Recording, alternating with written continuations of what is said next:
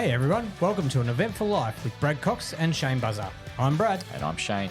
An Eventful Life is the podcast where we take you on a journey through eventful lives of inspirational event industry leaders from around the world.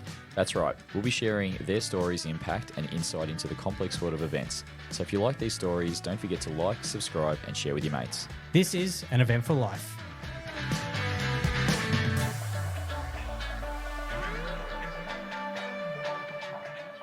Hello, Buzz. How are you, mate? I'm good. How you doing? Yeah, very, very well. It's away. We're back to afternoons. Back to afternoons. I know you've just run in, like you literally sprinted up the stairs and joined us. You've obviously been out and about this morning. That's why I've got the water next to me, just getting my breath. And yeah, let's be honest, you did offer the beer around, but we've decided to keep it clean for now. Well, only because our guest knocked it back. But that he's off to the gym. Yeah, I'm going to hold him to that when we get to it. So let's not quite go there yet. How you doing, though? You good?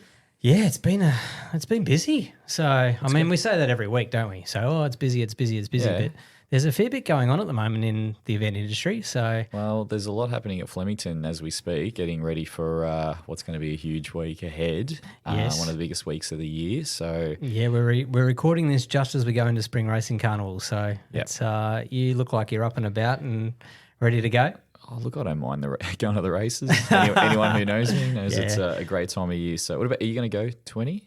No, I'm actually going away. It's a long weekend here in Melbourne, so we get a nice little long weekend. So I'm going camping with the family up into the Grampians National Park. So do a bit of exercise and get away and some fresh air, so which is good. But it's been a pretty busy period. So, lots of change in sort of the global economy and how that's impacting the event industry, and lots of change there at the moment. So don't know about yourself, but I know certainly for me it's been an interesting period of time, and I'm very keen to talk to today's guest about all this and the change from sort of the COVID boom that's sort of from reconnecting is starting to slow down, and we're seeing a focus starting to shift back to the bottom line and the numbers driving events.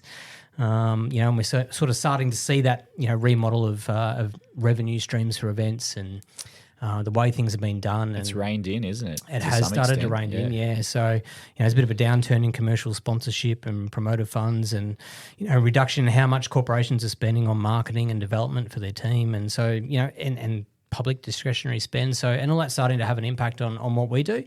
So it's about looking at new opportunities and new ways to do things, and it always goes through a bit of a cycle, I feel like, sort of every 5 to 10 years. And, there's always good bits in there as well, and just a bit of a refocus. So, we're still seeing a lot in sort of the education sector, and major events are still firing, and, government sectors and, where they're supporting, and, grassroots and sustainable events and stuff. The grants have maybe scaled down a bit. So, I think they've just changed focus too a bit. They're probably fair enough, I think, really, to some extent. Absolutely. So, a lot in that grassroots space and sustainable events. So I think there's a real sort of demand for that at the moment. So, and community as well. So, it'd be interesting to see how the next 12 months plans out. So, so I'm spending a lot of time sort of working out ways to optimise balance and providing value for attendees and, the experience and what that looks like these days for different events and clients and how it impacts their businesses. So, it's an interesting time. That's your jam. You love the whole strategy I do love thing. it. I just get shit done. I don't think about it. Just bang. But no, you love it. Well, I do love it. And look, today's guest is a bit the same. So, and the economy is a great segue into him. He's transitioned from an established career in finance for large banks and institutions to now being one of the most prominent MCs, facilitators and hosts. His strategic approach and in-depth understanding of business enables his methodical and detail level to his craft. With a love of motorsport and business, would you please welcome the ever-present Luke Hannan. Hello, mate. What's up? How are you guys? It's great to be here. Great to be in the new premises as well. I'm liking the way it's shaping up. Do the viewers know this is new? That's the question. Kind of. We've touched on it recently that it is. We're in the An Eventful Life studio, which we're calling it, which. It's great. We've now got a lot more autonomy and can be a bit more flexible when we bring people in. But thanks for those comments. And as soon as you walked in, as soon as I ran upstairs, by the way, I felt your presence. You were just bang. Hey, how are you? What's happening? Well, mate, he's in a suit and a shirt, so nearly Spring Racing Carnival ready yourself. So you've been busy this morning. So whereas we're sitting here in our casuals as we do, but we like to be comfy. But you're obviously comfy in a suit as well. Absolutely. A couple of decades in banking and finance will tend to do that. It's interesting you mentioned about the suit. These are kind of my go to clothes. Like I'm really, really comfortable. I get home from work and the missus is like, what are you doing? Get undressed. And I'm like, yeah, but like this is my jam. Where's this story going? Or out of them as well. I mean, we can go there if you like. I think we've got a long journey today together. This is going to be an interesting hour, isn't it? We're straight out the gate quickly here. Hey, let's jump to straight into the obvious question. You're originally a professional in the banking and finance world, like we just mentioned earlier, through a variety of different roles, and you're now emceeing some of the country's largest events. Why the shift? Why the shift? It's a great question. I started in banking and finance 22 years ago in debt collection, and I originally did customer service. So let's take a bit of a journey through the career. Customer service, then telemarketing. The cool thing about debt collection is that it's like telemarketing, but the person on the other end can't say no. Probably. Well, yeah. They can, but you can always call back.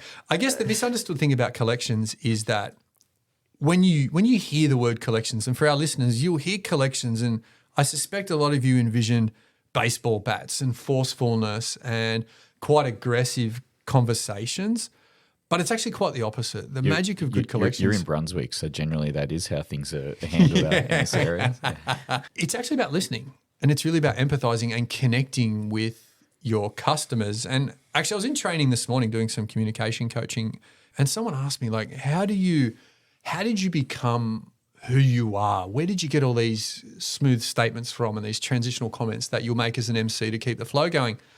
And I liken it to Slumdog Millionaire, where every time he gets a question, it kind of relates to a specific part of his life.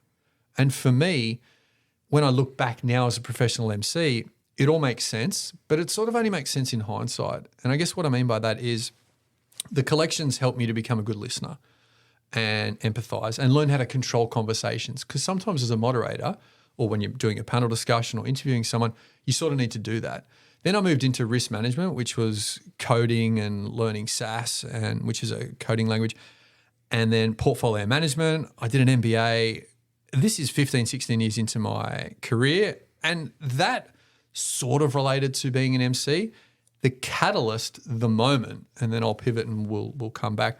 The pivot was, it was March 2018. I was doing a leadership course. I was managing a team of risk managers at Westpac. So we were managing the credit card portfolio, setting rules for who to lend to, who not to lend to, how much, and so on. And I did a leadership course with a guy, his name's Andy Fell, who's now my coach. And Andy said to me at about afternoon tea, he goes, mate, what are you doing in risk? And I'm like, I don't really know. Like, I love my job. However, it's just not for me. And I think the viewers might relate. You do what you do. You love it. It's a privilege to have a job, but it's kind of not your ikigai. It's not your passion.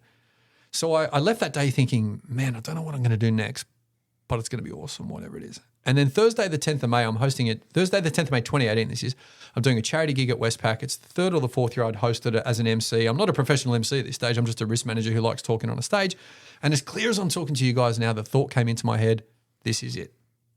This is it, those three words. And I was like, wow, like this is what I'm supposed to do. So that weekend I registered a business name, started to build a website, went out to people I'd volunteered for, did events for, got testimonials, got photos, and then I was a management associate, which is like a graduate at Citi for 2 years. I was really good at networking and just started hustling like as a self-employed person. And I did both for quite a while. I was going to say it would have been a transitional period, surely. Yeah. 5 years. 5 years. I left Westpac this year, so 2023 in April. Oh, wow. And by that stage, I delivered over 400 events as a professional MC.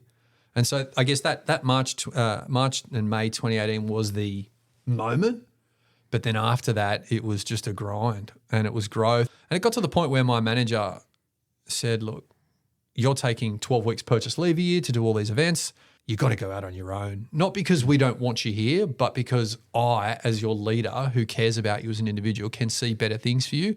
And imagine that. That's pretty scary, right? Stepping away from a 22-year career in banking finance. I've got 3 kids, a wife, a mortgage. What is that process like and how did you go about considering that?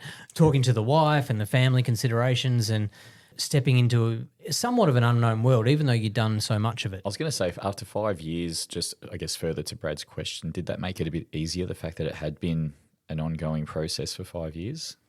Oh, sorry, answer Brad's question, but also, I guess, is that part of the response? There's a couple of questions in there. To yours, Brad, fundamentally believe this is what I'm supposed to do in life. We were chatting before we came on air. And for me, it's my ikigai, my Japanese concept of ikigai, I-K-I-G-A-I, I think so you spell it. And it's the intersection of what the world needs, what you're good at, what you love doing, and what you can get paid for. And in the middle of that is your true purpose. And I look back in hindsight and, I mean, when I was 8 years old, 1989 this is, I played footy, and played's a loose term what I did. And that rugby league footy, not footy, the AFL footy. We'll talk about that later. Yeah, we'll touch on that. Yeah. I feel like I've just thrown a hand grenade. You should have seen the looks just change. The tension just grew. But my coach wrote in the yearbook when we found out, and I've still got it to this day, when we found out that Luke's legs went as fast as his mouth, we knew we had a great hooker on our hands, right? And so I'd always loved speaking. I'd always loved being the center of attention. I think as you get older, you realize if someone's going to bestow a portion of their life upon you, do something with it. Now, this gets back to your question. So I knew this is what I'm supposed to do in life. Like, I love being on stage. Every time I walk up those stairs, it's like Christmas morning. I don't get nervous at all. I get nervous around things like, how am I going to control this audience, or what if this happens, or what if that happens? But it's not nervous about the attention, because I absolutely love it. So I knew it was for me. And to the answer to your question is, I just knew I had to pull the pin. I'd kind of fallen out of love with banking after 22 years. And so I said to my wife, let's do this. My coach also said, and I think we as professionals, we often underestimate ourselves and our ability to do things. And I said to my coach, Andy, I go, mate, like, I'm going to make this transition. He did the same thing. And he goes, mate, with your CV, you could rock into any institution, doing anything and get a job, right? And you often forget that when you're sort of stuck at the coalface. It's not often we get to that 30,000 foot view to look down on life sort of thing. So yeah, that helped. Do you think, like, this is such a unique story? And Brad, you and I have worked with so many MCs over the years. I've never heard anything like this in the context of how they became an MC and you know, prominent in that role. This well, to me anyway, I'm not sure if you've heard anything similar. I'd say the common denominator in that, and this is a bit of a generalised statement, is most MCs come from a world of entertainment. So it might be TV, film, stage-based entertainment. So I think where you're different, Luke, is you come out of that corporate space, and particularly the strategic corporate space. So we're thinking about it differently. I think why it resonates now, though, is because that's how we're now thinking about our events. They're not just entertainment purposes. They have much more meaning and derivatives. So we need your skills, your knowledge, your passion to be able to drive those forward. And I think that's where you can really find your spot, and you have done, and why you're so valued in the industry now. I guess you're probably also able to absorb the information that you're given quite well also. Yeah, absolutely. And you touch on something really interesting, and my style as an MC is really thought-provoking. Like I mentioned before, if the audience is going to bestow upon me a portion of their life, and let's face it, if I'm hosting a conference for 1,000 people and I've got 10 minutes at the start, that's 10,000 minutes of life that I've got, 1,000 times 10, right? Yep. Now, I could crack jokes, I could try and entertain them, and there's absolutely nothing wrong with that. However, the style I choose is to connect them with the cause of the conference and to try and make them think differently about something. And I find, for me at least, that then earns their respect, because they know that whatever's coming out of this person's mouth is going to be interesting and it's going to make me think differently. Now, there's a fine line, because as the MC, it's not about me. My role is to bring the audience on a journey, keep them at a certain level of engagement throughout the event, and then make sure each speaker is given the floor with a sort of reasonable level of consistency. So moving from event to event, client to client, how do you go about doing that to make sure you stand out? Yeah, good question. I do a range of events. So my business was originally a couple of pillars. The first is sporting events, because I did a lot of triathlon and running. The second is corporate events. Now, the approach to those is very, very different, because at a sporting event, I don't really have people's attention. I'm trying to, except at the start of the race, where I get to get everyone to like clap their hands and stuff like that. When I'm doing announcements on the mic throughout the day, I'm sort of background noise. But at a conference, I've got their undivided attention, and the stakes are a lot higher. So the magic is in the prep work. My prep work is working with the clients to say, what's your why? Like, why are you doing this event? And more importantly, what do you want out of your MC? Because some people will say, we've got this event, it's awesome. We just need someone like a comedian to crack jokes. And I'll always crack a joke if it's the right thing to do, but I'm no comedian. There are so many amazing. So are we talking dad jokes? Is that what you're throwing in? Yeah, test them on the Sunday before you arrive. I had a guy once, I don't know if it was a guy, I had a delegate once that asked, and here's an example of kind of jokes. I had a delegate ask me at a conference, 1,200 people, and the vendor was pitching about an amazing product, I'm sure. And someone asked in the Q&A, is this compatible with Lotus Notes? And this is only a few years ago, right? And so you just got to go with your gut. And for me, it was like, show of hands, who uses Lotus Notes? Crickets. Yep. And I'm like, all right, strap yourself in. And I went to town on Lotus Notes because the audience was loving it. They give you feedback. And so we joked for a couple of minutes throughout that. Everyone had a good time, reset the audience, and then moved on. But it's never in the script. It's never in the script. When I coach people on public speaking, they always like, well, shouldn't I do an icebreaker and crack a joke? And my opinion is you have, especially in today's day and age, such a finite period of time to capture the audience's attention with what it is that you're going to say. If you're not a paid comedian, then I'd highly recommend considering the risk-reward ratio of cracking a joke. Because in life, and this is my risk background coming through, you can't generally get a reward without taking risk. But you can take risk for little or no reward. And popping a joke at the start of your keynote just to try and break the ice, I've seen it bomb. Oh, yeah. Fall flat in his face. I was going to say, you got to play to your strengths, right? And as you say, if you're not a comedian, if that's not your jam, then just stick to what you're good at, and you can still be warm and really engaging with the audience without having to feel that you got to make everyone piss themselves laugh at the start. So 100%. And I mean, I let that gig go.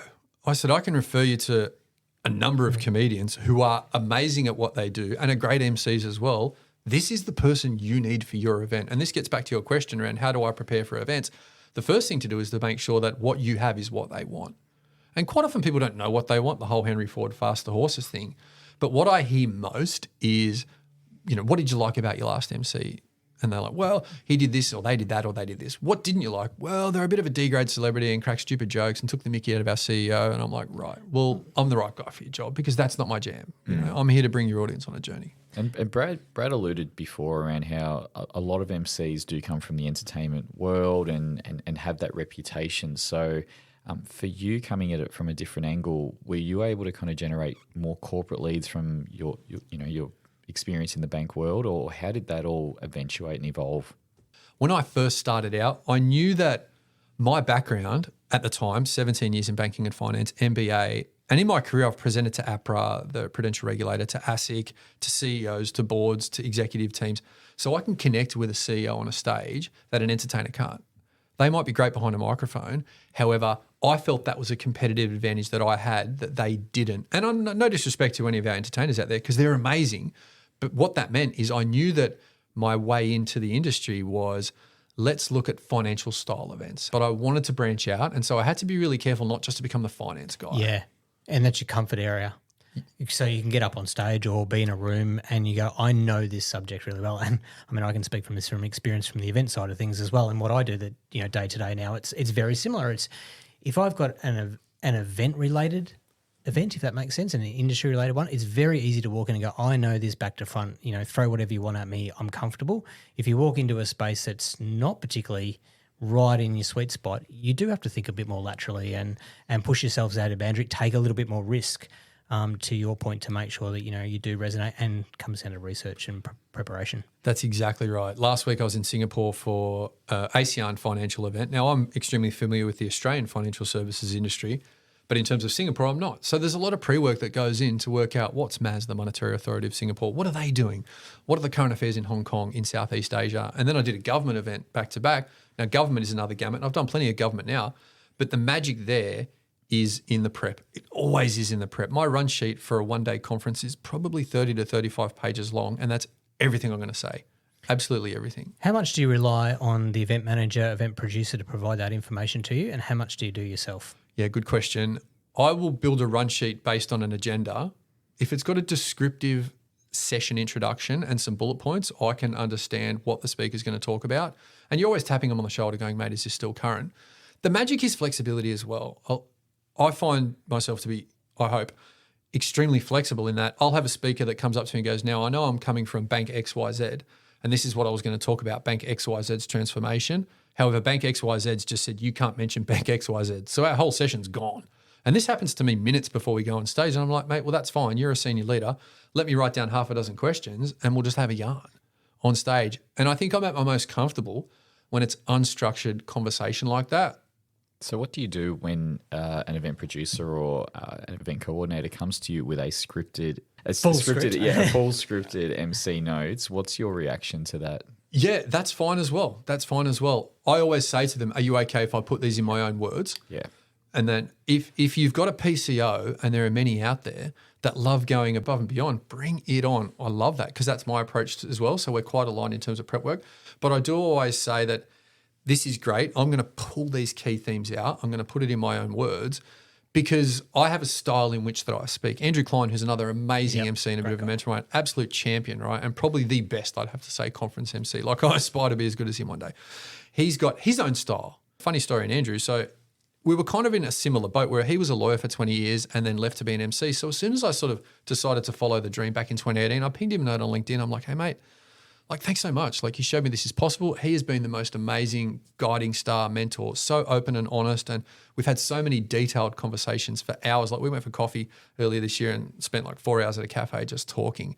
So people like that, and this is a bit of a sidetrack, when you want to transition, just know that it is very unlikely you are the first. And that's okay. But what it does mean is that there are so many amazing people that have lit the proverbial path before you. Find out who they are. Drop them a note, shout them a coffee. 99 people out of 100 are supremely confident in their own ability, aren't threatened by you, and are going to take you on that journey. And Andrew is a great example of that. And back on how we got onto him, his style's slightly different to mine. So his law background, his vocabulary is spectacular, and he uses it with such flexibility and such accuracy. But that's not me. I don't have that vocabulary. I don't have that legal background. So my style's sort of different. But we all have our own styles, and that shapes us who we are. And is that part of what makes you, I guess, I was going to say what makes you stand out. And is that what makes you stand out, that you have your own style and that you have that background in the financial world? Is that one of the things that helps? It was at the start. However, I've worked really hard to try and use that as a foundation to build experience and a profile and generate enough revenue to then step away from banking. But it's been quite a conscious effort to do more in health, to do more in construction, in mining, in sport, to branch out so that you become the MC that can do everything. Now, clearly that's a lot more work for me as an individual in terms of prep work, but it's worth it. I was going to say it'd be much more beneficial and provide a lot more options for you, especially now that you've jumped out of that world and you are now a full-time MC. Exactly. Have you ever had a situation where you haven't agreed with what's been written in, say, script or notes or questions that you've had to adapt to? I fundamentally believe if you do the Stephen Covey, and that is seek first to understand, then to be understood, like, help me understand, Buzz, where are you coming from when you want this? Like, what is it you're actually looking for? Because quite often people ask you for something and they've got an idea of the end game, but they give you the method as well as the end game. And if you suggest alternate methods that achieve that same end game, they're really, really well. And sometimes the clients are like, look, I really just need you to stick to the script or to say these things. And I'm like, yeah, but I can use my own words within reason, right? And they're like, yeah, that's fine. And generally what happens is when I start speaking and they realize that this person isn't just a fly-by-nighter who needs my script and he's just going to read it like a robot, who is passionate, who really is vested in the success of the event, not just on the day, but before the event, looking after the sponsors, making sure the delegates are happy. I tend to get a bit more latitude because they understand that I'm not just someone who's going to rock up and read a script that's been given. I'm sort of part of the event family, which is why most of the clients I've been working with for a number of years. I did a conference last week in Brisbane. That was the 5th year since 2019 that I'd worked with them, another company for 6 years. And that's like 2008. So we started in 2018. It's good, and I guess it's easy as an MC, easier than a keynote speaker in that I can keep the same client every year because I'm the consistency. So you'd have to change it up surely in some way. I mean, I don't know about you, Brad, but I wouldn't want to roll out the same product year on year. I mean, I'm happy to have the same people involved, but you've got to mix it up a bit. You've got to have some point of difference. Or are you fine? Is this particular client fine with the same product to some degree? If you define the product as me, what I'm saying is totally different. Okay. My intros are bespoke per event. So it takes me 2 or 3 days to put them all together. That's individually written for each event, and it changes every year because current affairs change in every industry. So it's based on that. So whilst if you define half the product as being the individual, clearly that's consistent. But what I'm saying changes every time. And I think this gets back to your question as well, Brad, around how do you deal with different styles of events? The approach, the run sheet is bespoke for each of those, and it's customized based on the themes of the event, based on what they want the audience to take away. So that's always different. And again, I think coming back to the audience piece too, some audiences and some clients like having the familiarity of the same MC or same host, so that they become part of the event, part of that product. They know that if they go to that conference, I am going to get this MC, but that's the challenge for you in your role and what you do to make sure that it is bespoke and different each time for the, whether it's the same audience or a different group of people. In terms of demographics and in particular, the difference between sort of emceeing a larger event to facilitating smaller groups and roundtable discussions, do you approach those very differently as well? It's totally different. Yeah. It is night and day. There's a massive difference between being a conference MC and being a roundtable moderator. They're both very unique skill sets. It's almost like one is a 100-meter dash and the other one is a marathon. Yep. They're both running events, and they both involve running shoes. But even the shoes are different. Like the shoes that a marathon runner wears is totally different to the shoes that a sprinter wears. Now, I wear the same shoes to a conference. You do wearing different shoes? No? Maybe the same. Well, I tend to put the spikes on for the round tables.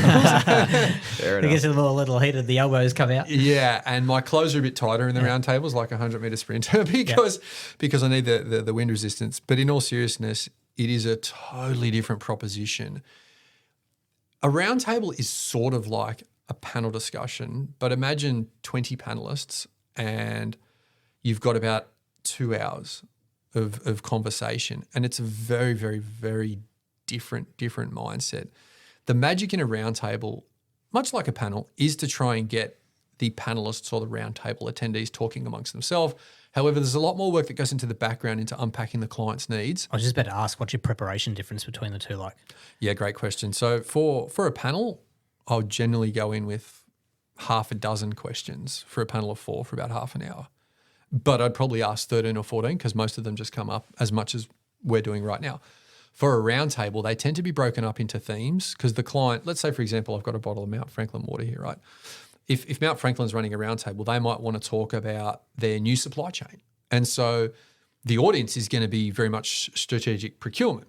Whereas if they're talking about their new flavour of water, then it's probably not going to be procurement. It's probably going to be marketing or someone who's in sales who's going to purchase it. And I know procurement is purchasing, but slightly different, right? Customer experience. And so we work with them to understand, like, what's your why? Like, what do you want to talk about in this session? And then what are the themes? The other thing, it takes such discipline from the client to listen, because the salespeople, Mount Franklin in this case, and we love Mount Franklin, they're not paying for the roundtable or this podcast, but he's hoping they want to get certain objectives out of it. What we work very hard to help them understand, and it's the same as a sponsor at a conference, is that the magic isn't just turning the proverbial fire hose of information on. The magic is taking your audience on a journey, and especially in a roundtable, understanding where they're at. Yep, agreed. You'd both know. Break that down, and then you've also got to drive the outcomes. So it goes back to that why of like, why are we doing this, but what outcomes do we need? And then as the facilitator, correct me if I'm wrong, but certainly from my experience, is then about how you drive those outcomes out, because otherwise, what's the point? 100%. In the events world, we're so lucky that we work in a diverse industry. There's a bit of everything there, and I love that. I know Brad does too. Have you ever done anything a bit outside the square? I hosted a comedy gig once for a guy, Rob McHugh, a wonderful comedian, and as the MC, it's your role to link the speakers together. And I never swear on stage, ever. I think I've dropped the S-bomb once at an event. You're allowed to swear here if you want to if you want to get something off your chest. This is the platform. I feel like my kids could be listening, but don't they hear me swear enough at home anyway. I hosted this comedy event, and I remember the comedian before me was talking about the most hilarious but abhorrent content, right? And I just took it and ran with it. And half the audience, this was split by gender, and I'll let the listeners decide who. Half the audience was rolling on the floor in hysterics. The other half was just horrified. And you're quite perceptive as an MC. So I can see this, right? And I'm like, this is just not going well here, like for half of it. Because as an MC, I'm like, I shouldn't be saying these sort of things, but it was good. And I just, as we spoke about in terms of humor, I just went with the flow. And then I thought, all right, it's time to pull the ejector seat. So as soon as I could, I weaved in, and please welcome your next speaker. And then just threw to them, and I was like legging it off stage. So that's one thing that's been left field in terms of events. Probably another of the sporting events where you do like an Ironman or something. I hosted Ironman on the Port Macquarie. That was with Pete Murray and Mike Rabbit from Channel 9, and Pete Murray's an Ironman himself. Iconic voice. Epic. Yeah. Epic. Bucket list? Oh, hardcore, right? Like that was... I read the book actually. Mike Riley's the voice of Iron Man. He's like, you are an Iron Man. Recently retired. There's an opportunity there for you, mate. Yeah, well, I think his son took over. That's the problem. Yeah, well, Pete stepped into those shoes as well. Yeah, so did Pete Murray. Absolute champions, right? Absolute champions. But so I'd read his book, and at that event, I was in transition, and then I moved somewhere else. And my producer called me and he goes, hey, look, like Pete's on the main stage. He's got to go to the toilet. Do you mind coming? And that's where you get to call people over. And bestowing you are an Iron Man on someone, that's very special, right? And I was pumped. So I legged it to the stage. And I only got to do it for 3 people, but I lost my marbles, man. I was like, you are an Iron Man. Like I'm losing my absolute bananas on stage, right? The crowd's going bonkers. It was just epic. And then I didn't want to get off stage because Pete came back and I had to go. But I got to cruise in 3 people. It shows how much I know about Iron Man because I thought you meant the singer-songwriter Pete Murray when you started talking about that. But Iron Man's triathlon, mate. And so for the uninitiated and for the uneducated, like that sentence is so iconic in that sport, and there is a number of people that literally do an Ironman to physically have those words announced to them as they cross the finish line somewhere between the 9-hour and 18-hour mark if they've ever been out there. So that's impressive. I like it. Every person gets called across. It's quite impressive. It's hurt locker material, right? Yeah. I think the cutoff's 18 or 17 hours. Yeah, 17 or 18 hours. And so these people have, they've done I think it's a 3.8K swim. They've done 180 Ks on the bike. And then once they've done that, they go run a marathon. Yep. And so it's proper hurt locker material. It really is. And there was 3,500 athletes. There's a half and a full, and just being in that zone. And I'm quite an energetic individual, as you probably gather. Just sensing the energy around, and it's all these people just pushing themselves further than they've ever been pushed before. Yep. And I think that's special about running events. I've done 2, and where you are at that mark of sort of crossing that finish line, the end of that marathon, regardless of your time, you are in like another land. Like your brain's in a different space, your body's in a different space, and you've generally been in a very like out on a course and it's quiet and you're by yourself in your own headspace, and then you come into this, the finish line area and it's just pumping. There's music going, all the announcements are going and so forth. So it's like a whole adrenaline rush to get to that point. So it's all about experience at the end of the day. And in that scenario, achievement too, with everyone like yourself, Brad, who's done a couple. Tears, emotion. Who's being a part of this achievement with everyone, finishing up. Yeah, it's just another way of crafting an event, and they've done such a good job of it. And the voice of it, that MC, is such an integral role of being able to communicate what's happening on that day. Because at the end of the day, like for a spectator, it's a pretty boring event, right? There's people just running, and cycling all over the place, and it's very spread out. And the link, to your point, and the person who's communicating exactly what's happening is like linking a speaker together. You're linking an event together, is integral to how it comes across to the public and also to the athlete. The athlete's an interesting word there, and I've never done an Ironman. I've done a couple of halves and plenty of triathlons, like dozens and dozens. And in that finish shoot, there's this moment of euphoria. And Brad, I'd love your thoughts. And you spoke about it. You feel like you could run forever. You've just burnt yourself out for 13 hours. But for those 100 meters, there's this feeling. It's hard to explain unless you've done it. Yeah, it is hard to explain. And it's like you've got all that energy again that you never had. A kilometre before, you're virtually on your knees. And I mean, there's epic footage of it on YouTube of literally people crawling across the finish line with nothing left in the tank. But it's that presence. It's what's been created. It's the atmosphere that's been created at that event that literally drags you across that line. And there's every emotion under the sun. There's from people cheering to people falling over to people crying to the hugs, the loved ones, to the unknown and the bonds that you make through that event. It's quite a special experience. And an achievement, as I said before, in any event like that, it's a huge one. So kudos to both of you. I mean, I ran up the stairs and was buggered. So all right, that's enough about IVent. Just one more thing on that. And you speak about the athletes. And I think our role as event professionals and the role I take as an MC, and I mentioned before, I've got an MBA, I've studied business, I run my own business, we all run our own businesses. Events, when you break them down, there's a lot of complexity, but it's really simple to do a good job. Keep your sponsors happy, keep your delegates happy, and in this case in Ironman, keep the athletes happy. And if you do that well, you have a recipe for success. And that's the approach I take to events. And most of my clients see that. And back to your question before around latitude, when they understand that I am truly vested, truly vested in the success of their event, not just for this event, but the long-term future of it. Because when I quote a client, I'm not quoting him for an event. I mean, clearly the investment covers the event, the prep work and the bespoke MC run sheet, the meetings with the clients, debriefs, event site visits and so on, and of course hosting the event. But I know that when I do an amazing job, I'll have this client for the next decade. So it's not a $2 event. It's a $20 event over the next 10 years. Hey, you're very active on LinkedIn. Is there a strategy behind that, or is it an organic process for you, based on result? How did all that sort of start to come to fruition?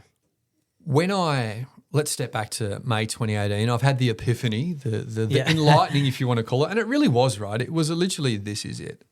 I decided, right, let me go on Twitter, Facebook, Instagram, and LinkedIn, because a lot of the people in my network, and I've got a lot of mates who are wedding MCs, they were quite heavy on the Facebooks, the Instas of the world, and the Twitters. What I quickly began to realize is my business is very B2C, very B2B. So I'm selling my business to other businesses, and those businesses are companies who produce events or companies that are holding their own events, an awards night or a conference or an association. Most of those people, and Gary Vee, who I don't know, will probably frown upon this, but most of those people do most of their work on LinkedIn. And what I found is that the quality of business, and I was putting similar content, which might have been a mistake on me, so please don't shoot me down in the comments, but I was putting similar content on those 4 platforms, and I just found that the most results I was getting was from LinkedIn. And so over a period of time, I pivoted away from the other platforms. And I know there's probably some weakness in there, and there's definitely some work for me to get back on those. But back to LinkedIn, I realized that there was real power in that platform for me, plus the likes of connecting with an Andrew Klein, as I touched upon before, and connecting with my clients. It was just so prominent that I decided to really invest a lot of time connecting with people on LinkedIn. And I think one of the mistakes most people make on LinkedIn is there's a few. One, they ping people connections and then try and sell to them straight away. Now, for those old enough to know that that's just like going for home base on the first day. I'll stop doing that. Yeah. No, I agree with you. It's horrible. It's absolutely horrible. You can't do that. The second thing is, it's like any friendship. It's like a relationship. It needs work. When I'm coaching people on, and this is a bit of a sidetrack, but it's really relevant. When I'm coaching people on communications and networking, you need to be genuinely interested in what the person is saying. If we're networking, we could be talking about anything, but there's probably something you've got to say which can help me be a better person. Even if you're speaking about something that I totally don't connect with, if I listen with the true intent to understand as opposed to just trying to respond, there's something I could learn. And that's the same as LinkedIn. If you're truly interested and passionate about what people are putting out and celebrate their successes and comment and like on their posts just to be interactive, then one day, then when they need you, they'll call you back. The amount of work I've got from when I'll comment on a post, hey man, great luck with the event, have an awesome event, bang, the phone rings, mate, we need an MC, can you come work for us? And as soon as I do that first event and they see the product for real, like I'm in. So to the LinkedIn question, the power is just extraordinary. I truly believe I've only got, call it 4,500 connections. However, when I look through that list, most of those people I've done a roundtable with or I've met at an event and I have a relationship with. And so therefore, if I ping them a note, it's not out of the blue because they've been active, I've been active. Hey man, great post. And it's funny because sometimes you connect with someone so much on LinkedIn, the same as you and I, Buzz. Like we were on LinkedIn for years before we met in person. You feel like you know them and then you meet them for the first time. I was like, is this the first time we've met? I don't really know. So I work it hard, but I value my connections and I value what they've got to say. And I'm sure they feel the same about me and it just works, right? I love it. I agree.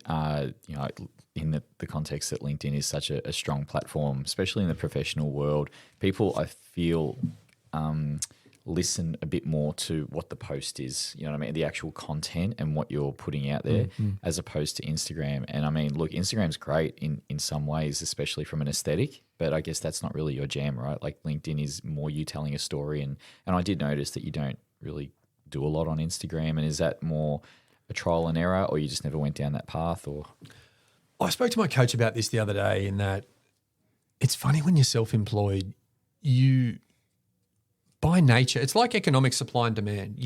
Supply and demand, the demand curve and the supply curve will always land on the equilibrium price. It's just the way market works, right? It's the invisible hand. I found myself always just doing what works best. And if it was inefficient or not producing results, and again, that could have been through my own inability to put proper content out or manage it in the right way. But the profiles which seemed to work just tended to work best for me. And my mates, I've got some great wedding MC friends, and they're very heavy on Insta because that's where most of their clients are. That's where they're going to get their leads from. People see someone else's wedding on Insta and then go, oh, I need that. But think about weddings versus corporate events. They're totally different, right? Because I touched before on the $2 example. I do a job for this client. I've got that client for the next 10 years. Most people, and I use the term most loosely here, don't get married every year.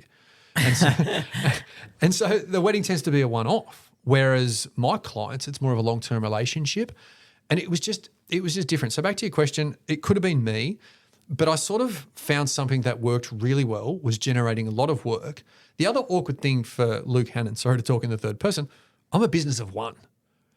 I've got a very unique skill set, which gets me to the position that I'm in. And that's very hard to outsource to other people.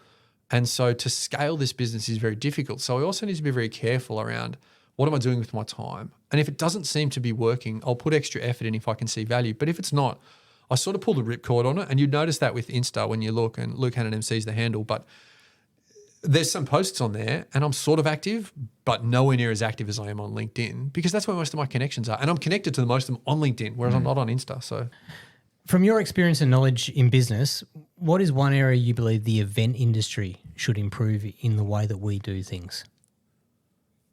I would say, much like working at a large finance institution. We spoke about Westpac. Now, Westpac's Australia's oldest company. It's a fantastic company. It's Australia's, I don't know how big it's by market cap, but it'd be top 5, right? And there's a lot of shareholders, and most Australians would have shares in Westpac in their super. The reason I'm prefacing the conversation with that is Westpac needs to be very careful with the strategic decisions they make because of the vast number of stakeholders that rely upon the success of their organisation. So they can't take too many risks, which means they can't be as agile as they probably want to, because if it doesn't work, they're going to cost Australians money. And that's a real problem. 100%. I feel that what that does then, it gets you stuck. Stuck isn't the right word. It makes it highly inelastic to change. And I think I see a lot of events where they could really do with just being turned on its head and mixing it up totally, and trying new things and taking a punt. And I fundamentally believe there's so many events out there where if they just had the courage to say, if we were starting from scratch, how would we do this? What would we do differently? And it doesn't mean change everything at once. But what it does mean is take a Kaizen, take a continuous improvement theory approach to what it is that you do and test and learn. One thing banking and finance does amazingly well is tests things, measures the performance of it with data and with results, and then either implements it or doesn't. I think with events, quite often what happens is we're so short on time, we don't have the chance to innovate as much as we'd like to, because most of us are short on people, especially after COVID, right? And you can probably talk more about this. So many people that knew so much about events had to leave because they had to put food on the table, and it's so hard to get them back. I guess so they haven't come back. Yeah. That's a problem. The IP that's been lost in our industry across the country is huge, and probably the world, really. So I agree with you. So I think innovation's one. Challenge yourself to try different things. And that could be as simple as a totally different format. It could be different start times. It could be different speaker formats. So maybe instead of keynotes, let's do panel discussions. Instead of talking at the audience, how do we pivot it to talking with them? Instead of doing what we've always done, how do we innovate? So I will say, although Westpac, as we've just mentioned, it's sometimes hard for them to innovate, within banking and finance, they do this micro innovation really, really, really, really well. And I think that's something that events could do more of. Yeah, it's interesting because particularly corporate events, I think there's the innovation comes from the industry, no problems. And I think the ideas are there.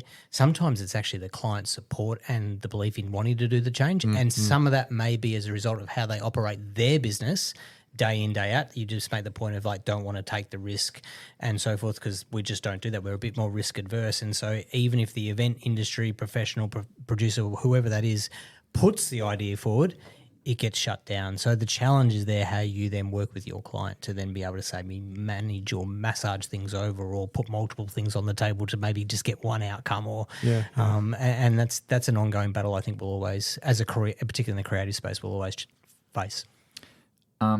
You've mentioned a bunch of cities already that you've worked in during this interview: Singapore, Brisbane, or you're here in Melbourne and you live in Sydney. Do you find many differences in the approach from the event producer and how events are managed and delivered, or is it much of a muchness?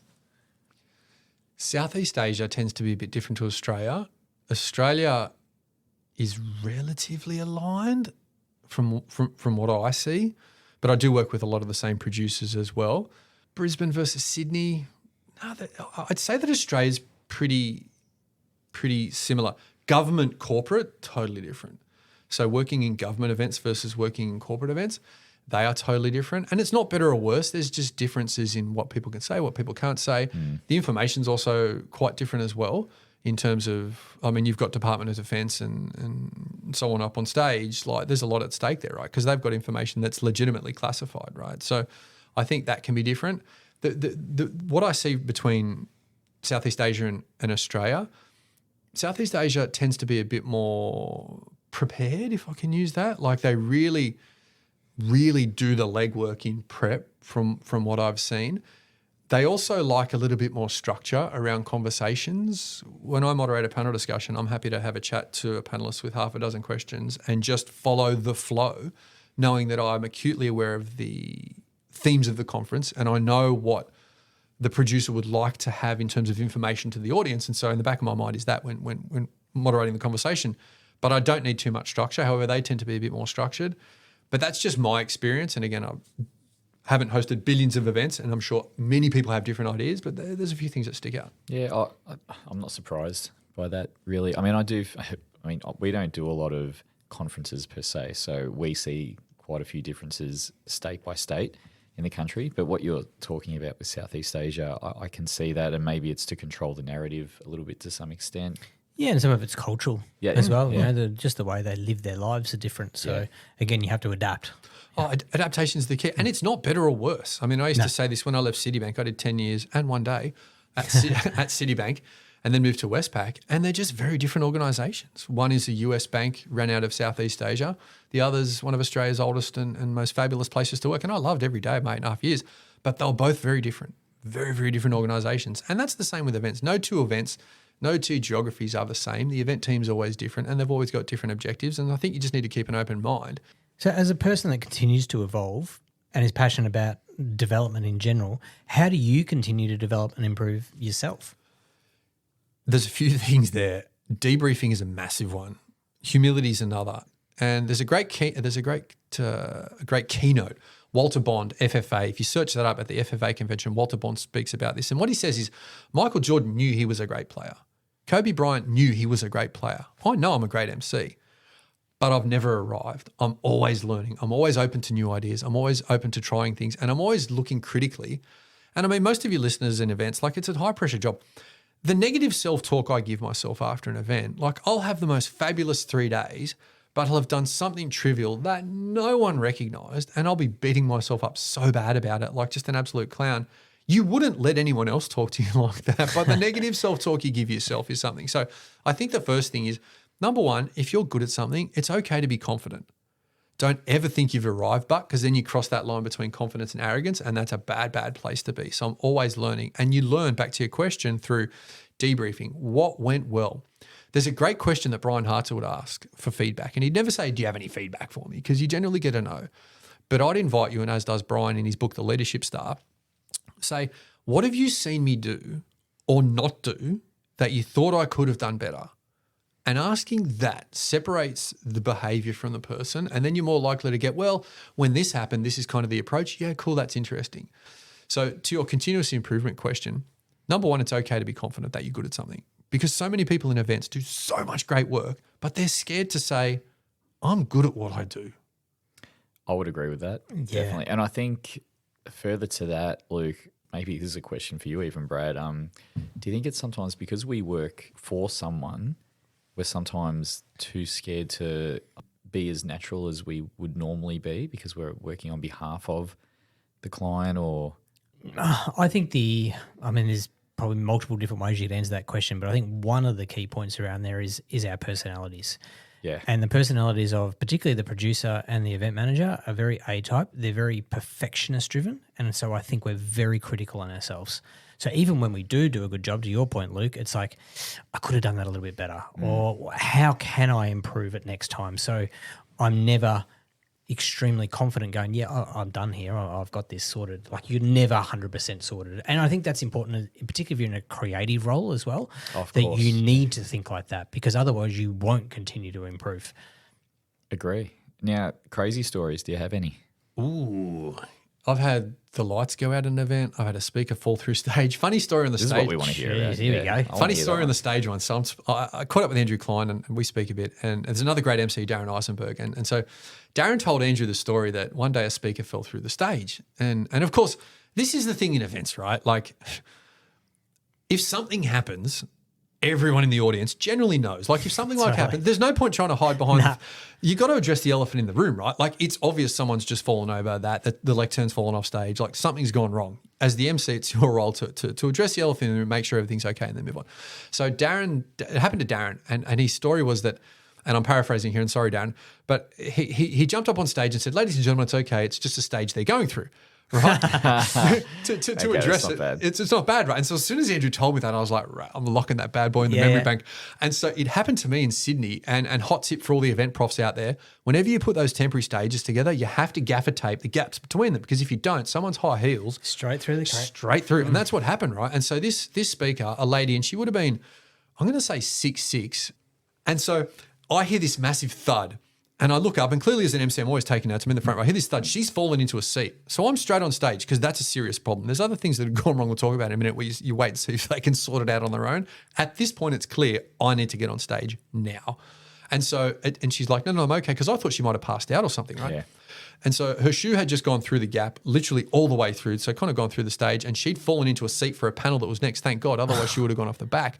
So I shoehorned her shoe out, and then I'm like, don't worry, ladies and gentlemen, it's just a stage. It's just a stage she's going through. And as soon as I sat back down, I was straight on the phone to Andrew. I'm like, mate, you wouldn't believe what just happened. I just got to say this. So that's one. Communications coaching, right? Let's do a bit of that. Don't ever hold on to the lectern, ever. Because a lot of the temporary lecterns, the ones that are on wheels, no one puts the brakes on, and they'll roll straight off stage. So did you see that? I really hope you did. Did you see someone? I've seen it roll forward but not go off stage. Okay. But I've had another speaker whose shoe got stuck under the lectern. And so this was one time where I knew what had gone wrong. This individual on stage had known what has gone wrong, but none of the audience knew. The audience had no idea. So at this point, I'm like, right.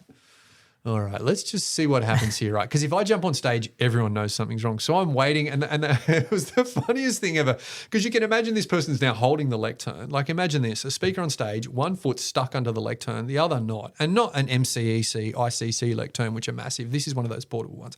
So they're on stage, and I can see them trying to get their foot free and still trying to do their intro and click through their slides and stuff. Eventually after, I'm going to say it was probably 10 seconds, right? But it felt like a lifetime, and I'm sure it was for the speaker. That's a long time, though. Yeah, it's ages to have your shoe stuck under. The shoe came free, and on they went. And the funny thing is, I hosted this individual at a conference like 4 years later, and they're like, "Do you remember me?" I'm like, "Absolutely." Like, how could I forget? So the point is, plenty goes wrong at events. Yeah. Hey, we spoke a bit before about the volume of places you've worked, and the travel that comes with that. And it's a nice perk that we have in this industry in some ways. You also have a family at home, and I know you love flying, and I know you love your planes, but how do you manage the balance of living out of a suitcase, the family, and what do you do for some downtime? I love flying.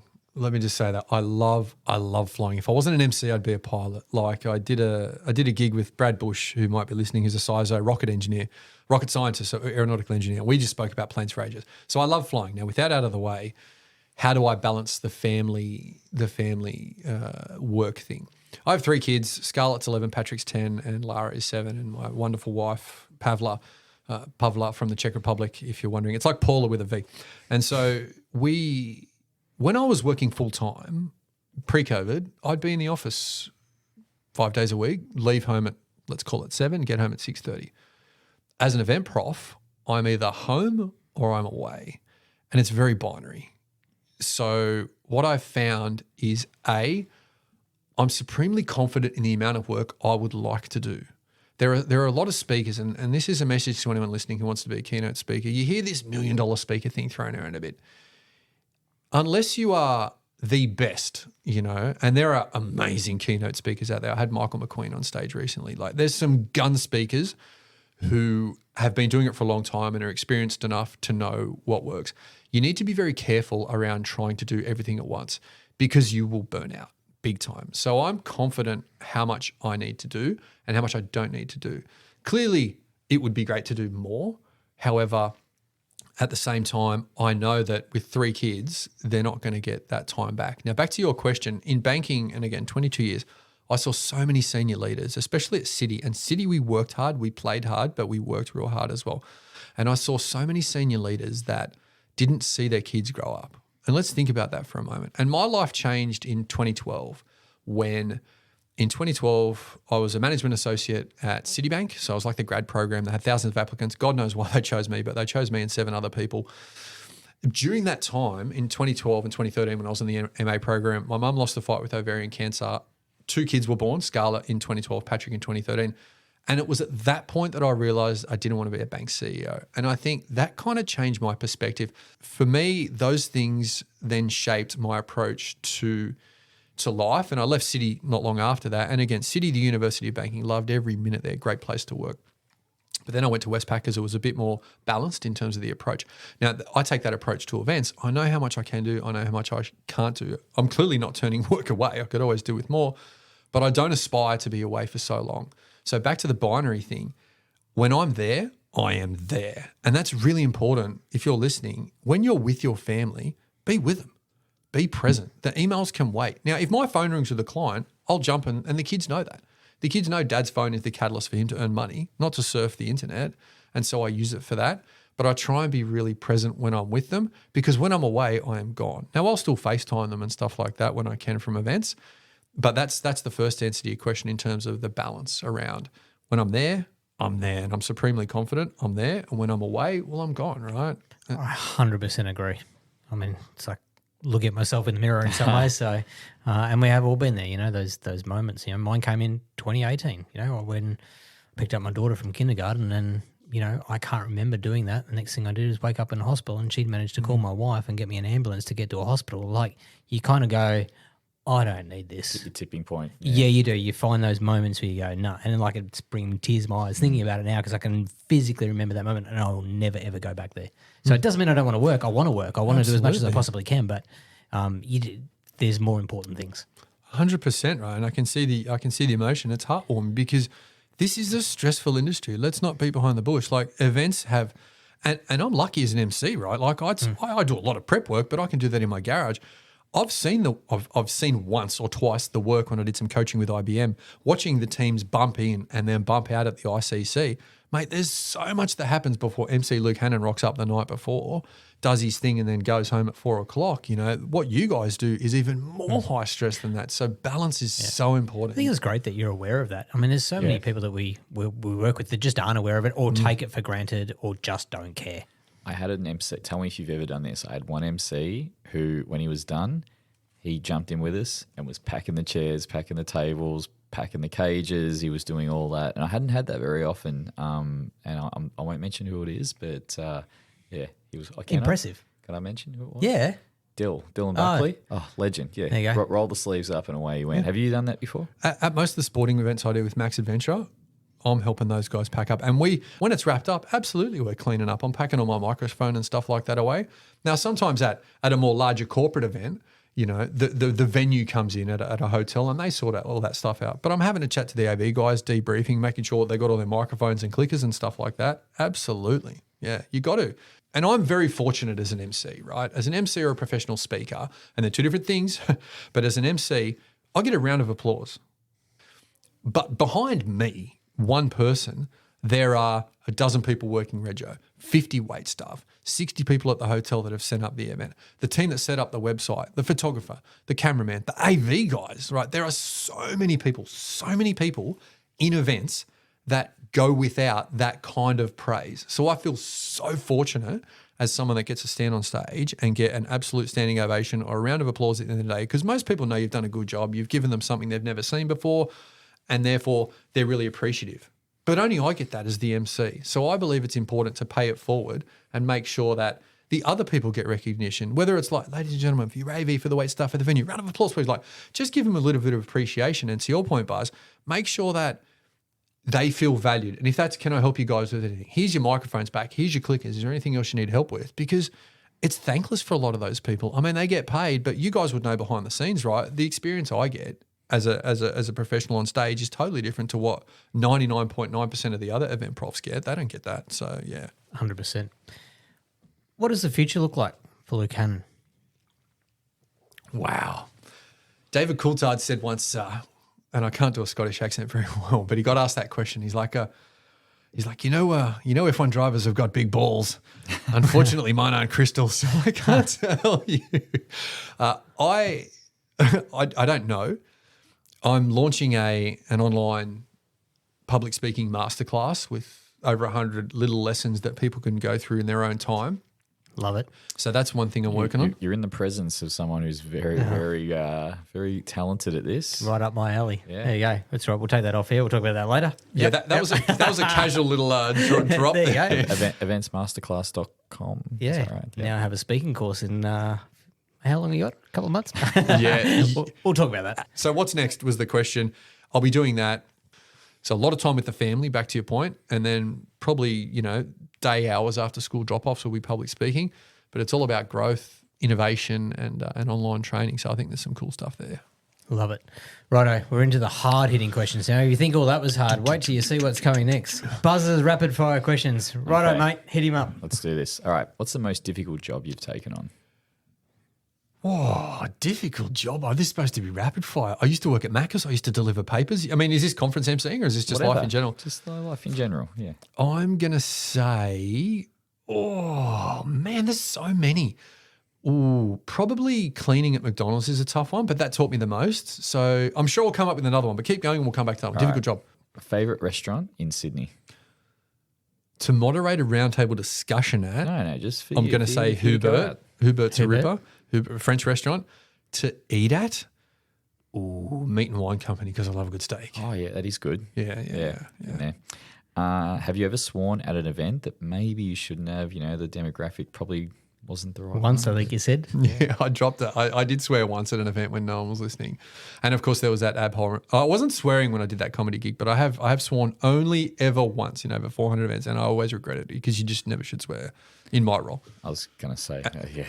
And if if it's any consolation, it was a round table, not a conference. So I wasn't on the microphone. The table was going gangbusters. It was casual conversation, and I swore once. But yeah. All right, so banker, corporate MC, are you much of a handyman at home? Oh, mate, absolutely. My wife hates this, right? Because I wear work boots and pants covered in paint around the house. And yeah, absolutely. So I've renovated our kitchen, bathrooms, my studio. Yeah, Very good. I don't know that I go all right on the tools, Doesn't matter. You're giving it a crack. but That's good. I'm giving it a crack. And there's nothing you can't learn on the internet, right? Like, yeah, 100% YouTube tutorial on something like that. YouTube Absolutely. tutorial, Yeah. 100%. Yeah. Now, who's your favourite MC? Andrew Klein. Yep. And what's a dream job that you'd like to be offered? I would love to do the Olympics. I think that's a big one. Somewhere where there's just the bigger the crowd, the better. Like put me, or the other one I want to do. Let's get ready to rumble. Oh, wow. Yeah, I'd love to UFC. do. Yeah, 100%. Like I'd love to be down there in that. So I reckon that's really cool. But I think for some reason I just gravitate towards Olympiad, like big events where you're down on stage, or down on the floor, just quick interviews with the speakers, with the athletes rather. Yeah, I think Any particular sport? I'd love to. Oh, no, I don't think so. I think I can gravitate to all. It's funny. The first gig I did after the Epiphany, I was at the MS Mega Swim in 2018 at Olympic Park, and another big big lesson for the listeners. That's just I combined lesson and listener in that word. That's what MCs do. They just make up new words. Another big lesson for the listeners is you got to go with your instincts. If your instinct says this is the right thing to do, 99% of the time you cannot go wrong. And if you do go wrong, you're like, well, I thought it was the right thing to do at the time, and off we go, within reason. I was at my wife was doing the mega swim, so we're at Sydney Olympic Park, and I can see there's a table, and I can see the microphone on the table. And at this point, I've decided, like, this is what I want to do. But this is like June 2018, I'm going to say, right? So an instinct is like, go and talk to the event organizer, go and talk to the event organizer, go and talk to the event organizer. Like over and over in my head, it's like, you have to go and talk to this person, otherwise you're going to regret it, right? And so eventually I get up the courage to go over there, right, and say, hey, Luke Hannan's my name. I noticed there's a mic there. Look, it's 7 o'clock at night. These people are swimming for 24 hours, right? It's the MS Mega Swim. How about it? Let me do some work for you. So 2 seconds later, I've got a T-shirt on. I'm on the mic, and mate, the acoustics within the Sydney Aquatic Centre was epic. Right? There's nothing better than hearing the sound of your own voice, for me at least, anyway, echoing throughout a massive stadium, and it was just unbelievable. It was so cool, and my wife's horrified because she's doing freestyle in the pool. Like, turns to take a breath, and there's me, like with a MS shirt on and the microphone, just letting it rip. So the point there is you got to go with your gut. If your gut says this is the right thing to do, don't take no for an answer and just get after it, and you'll be fine. But back to your question, I'd have to say the Olympics or the Formula One. I'd love to be a Formula One commentator because I love F1, but I just the work-life balance thing. Oh yeah, I couldn't do that without. I couldn't spend that time watching. Nothing's worth more to me than watching my kids grow up, because so many people miss that in banking. And I still lie in bed with my son every night and have a lie down. He's 10 years old. We have a little lie down. Sorry, Patrick. But it's cute. It's our thing, because one day he's going to go, get lost, Dad. He's going to grow out of it, right? So you got to make hay while the sun shines. Yeah. So very good. Yeah. And I'm all done. That's but we do have one more. One more. A tradition we've started this season on An Eventful Life. And that is, we've asked the previous guest to leave the next guest a question without knowing who they are. So today's question to you: who has been your biggest mentor and why? Andy Fell, my coach, closely followed by Andrew Klein. Andrew in terms of, well, they're both Andrew. So Andrew Klein, the MC, and Andy Fell, my coach. Andy Fell for being the wind underneath my wings that helped me to soar to new heights. And what I mean by that is he's the one that challenges me to do more, unshackles the realm of possibility. He's kind of that positive voice in the back of your mind that's like, do it. One of his big things is decide, commit, go. Because so often in life we decide, I'm going to do this. Yeah, I'm going to do it, but you never do. You just got to go. And unshackling yourself to be the best person you can be. And again, he really does help people to soar to new heights. Got a great book as well called The Rocking Chair Test. So check that one out. It's an absolute ripper. And Andy Fell's his name. And Andrew Klein, just for the warmth, the openness, and I suspect your listeners can relate. We've all met someone who just shares and is just not threatened. So many times you meet a leader that doesn't want to tell you what they know because they're so afraid you're going to overtake them. Don't be that person. Your best, and when I was a leader at the bank, your best results are when the people that work for you ascend to heights that you could have never imagined. There is no better reflection upon you than being the person that helps people to grow. And Andrew's approach, Andrew Klein, was just so open and so honest and so warming around, even like, because as an MC, how much do you charge for your services? I don't know. Where do you start, right? And I spoke to Andrew about this because, mate, you're leaving so much value on the table. Here's where I'm at. Here's the journey I was on. Think about this. Think about that. He was just so good. So in relation to your question, the biggest influences, Andy Fell, my coach, and Andrew Klein, the legendary MC. Beautiful. Good answer. There you go. Well, what a great way to finish an amazing conversation. Mate, thank you very much for your time. We greatly appreciate it. You are a busy man and hugely popular, but the fact that you could come down here into the studio in amongst your travels, it is greatly appreciated, and an amazing insight into an incredible life that you've led so far, and we wish you all the best for the future. Cheers. And enjoy Melbourne while you're here. Yeah, thanks, Buzz. Off to the gym. Excellent. Thank you for listening to this week's episode of An Eventful Life. Don't forget to subscribe on your favourite podcast platform so you don't miss an episode. It makes a huge difference to us. And don't forget, you can also find us on our new YouTube channel. This show is for you, our listeners. Our aim is to bring you the most in-depth conversations and life experiences from the event industry. So if you have any feedback, suggestions on guests you would like us to interview on the show, please reach out to us through our social media channels. I'm Brad. And I'm Shane. See you next time on An Eventful Life.